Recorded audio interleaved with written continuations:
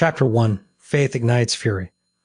The morning of March 1, 1562, dawned cold and grey over the village of Vassy, a place of quiet devotion where Huguenots, French Protestants had gathered in secret to worship. The air smelled of damp earth and wood smoke, the kind of chill that seeps into bones. Inside the barn-turned church, voices rose in prayer, their hymns, a defiant whisper against the tide of Catholic dominance. Outside, the Duke of Guise and his Catholic forces moved like shadows through the mist, their armor glinting dully under the overcast sky. The tension was palpable, a powder keg waiting for a spark.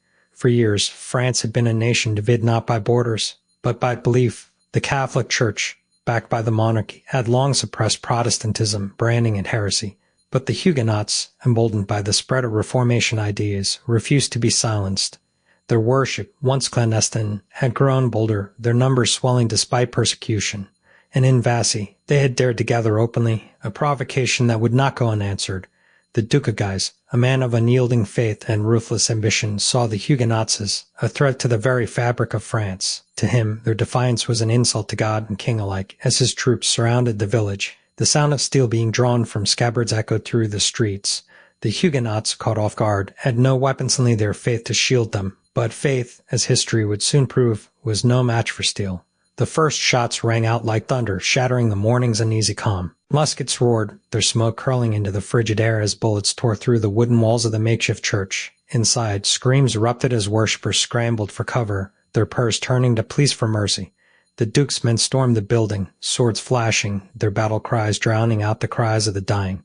Blood splattered the dirt floor, turning the sacred space into a slaughterhouse. Outside, the massacre spilled into the streets. Women and children fled, only to be cut down by cavalry charges. The Huguenots, unarmed and unprepared, were butchered where they stood. The Duke's forces showed no mercy. This was not a battle, but an extermination. By the time the killing ended, the village was a graveyard, its cobblestones slick with blood, its air thick with the stench of death. The massacre of Vassy was not an isolated incident. It was the first major outbreak of violence in what would become the French Wars of Religion, a conflict that would consume France for decades. The Huguenots, once a persecuted minority, now had a martyrdom to rally behind. The Catholics, emboldened by their victory, saw it as divine vindication.